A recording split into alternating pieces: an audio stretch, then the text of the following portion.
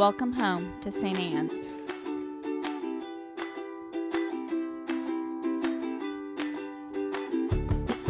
We want you to know that you're welcome to join us at 10 a.m. on Sundays. Please be sure to hit subscribe to receive our sermons. We can't wait to meet you.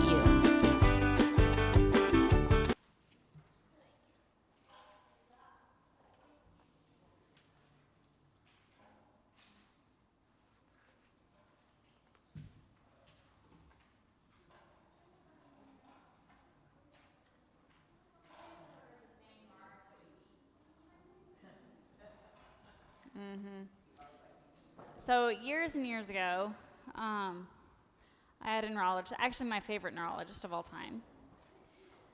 And he said to me, okay, so here's the deal, Meg.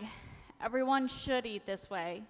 You don't have a choice. So many of you know that I have weird food things, right? And here's the thing, because here's why.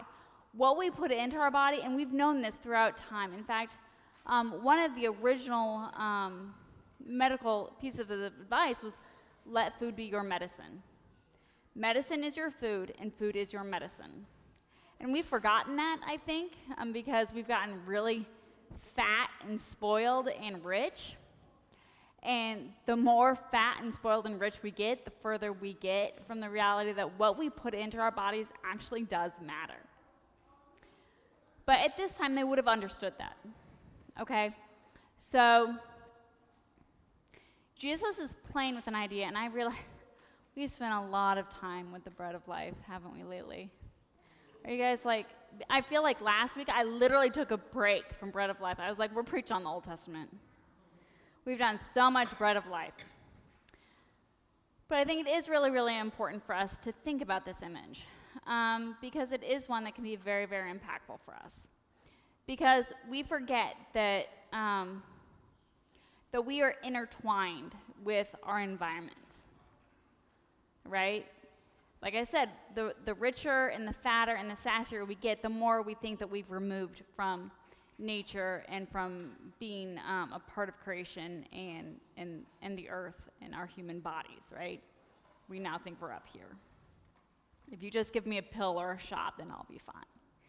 Do you know, like, I love this new shot that people are willing, and I am not in any way saying don't do this medication. But I can't remember what it's called, but there's a shot right now. It was originally intended for diabetes, but it's highly effective for weight loss, right? And so people are and as somebody who has given themselves shots a lot, I am not pro-shot, okay? So the amount that I have to love food, and I'm like, God bless y'all. Like, that's impressive to say, I want to eat whatever I want to eat, but I still want to be thin.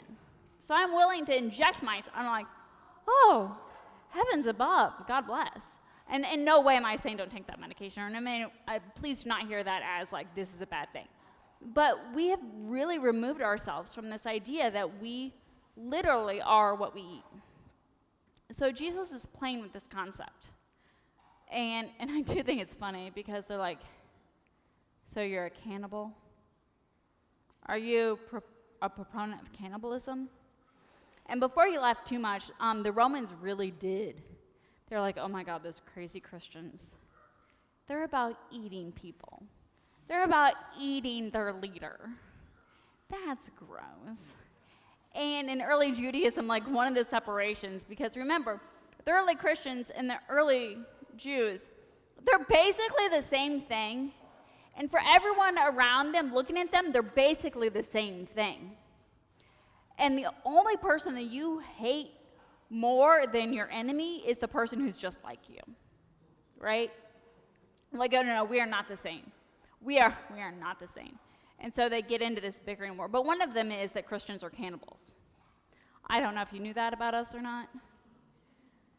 Beware what we're grilling today.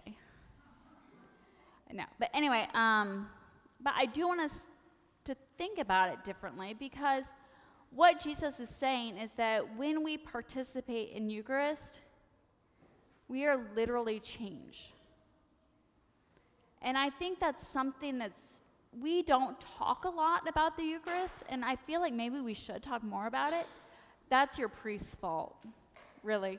Somebody take up a complaint that your priest doesn't talk enough about the rite that is the sacrament of Eucharist. But here's our belief about the sacrament of Eucharist. So, my former Roman Catholics are going to talk to me about transubstantiation, right? And you're like, look, I left that. Are many of you familiar with what transubstantiation is? It's that your priest does magic. Did you know these are the magic ones? These are the magic fingers. These are the ones that are ordained. And this is why it's so important that your priest be the one who does it, because when I do the magic words and the magic fingers, it literally turns into blood and flesh. And blood. Yeah, and you're like,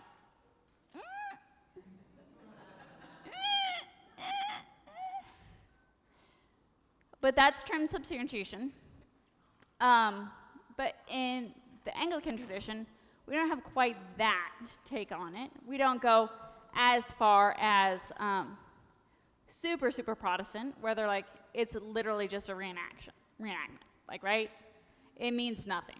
Everything is just the same. It's still all the same. Nothing happens. We're just pretending, right? You know how your kids get out stuff and they pretend that they're cooking at a tea party, and they're like, hey, you want this? And you're like, yeah, I really don't want water, but thanks. Okay, we don't go that far either, okay? We're not pretending. But we do believe that in that moment, we and the sacrament are changed. And that's why we either consume the sacrament or we pour it outside, but we don't just throw it away, because it's not pretend. It is changed. And it's not to do with my magic fingers or any sort of weird incantation magic thing that I'm doing, my witchy gifts. I mean, don't get me wrong. I do have some witch qualities. But what I do at the altar is none of them. It is because when you and I are gathered together in this moment, we are the body of Christ. And this I think is what people don't understand about church, but I'm guessing you kind of do because you're here instead of doing something else today. It's because when we have these moments together in which we see God, in which we are a part of this, we are different. Does that make sense? You are a different human because you are together. Because we do what we do, because we live this life together, we are changed. And in that moment, we are Christ together. So, yes, the sacrament is changed. It is no longer just your crunchy Nilla wafer and kind of second story wine. I mean, it's not the best. I'm not talking about a shelf because we're on a budget here.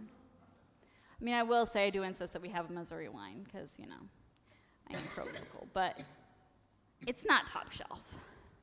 And in fact, if anything, the priest kids are really good about telling you. They will judge the wine, right? They'll grade it. And they're like, yeah, see, we all have the kids who are like, yeah, but not this one. I don't like this one. But in that moment, we are different. And that's what Jesus is trying to make clear. Not so much that this is cannibalism, because remember, these folks are really, really used to, because they're so different back then than we are now. So I'm going to say something that's going to shock you, because I know you've never come across this before. The people that Jesus is talking to are very, very literal. Again, I know that that's not something that we modern day people struggle with. No, we know that Jesus is going deeper and speaking at a deeper level.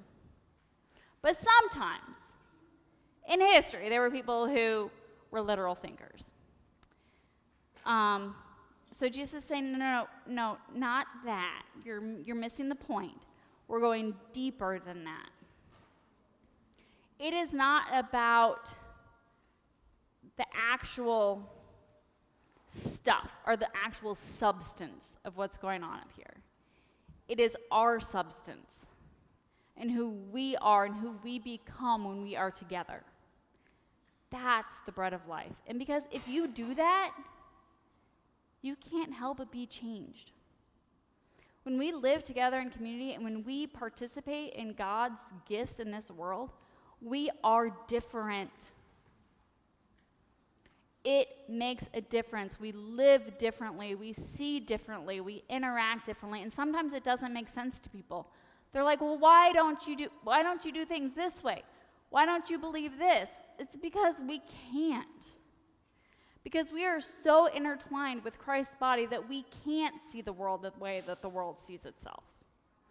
It's not the same. And when we live together in community, we see things differently. We see other humans differently. We interact with people differently.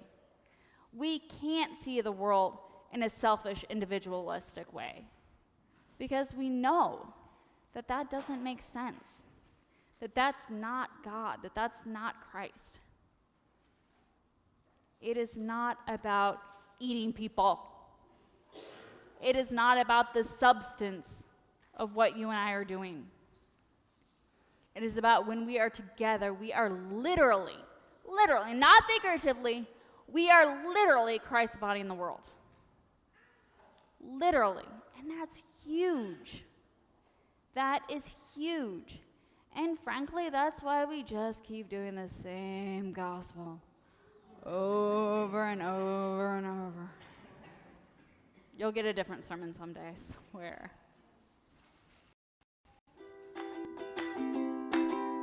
We want you to know that you're welcome to join us at 10 a.m. on Sundays. Please be sure to hit subscribe to receive our sermons. We can't wait to meet you.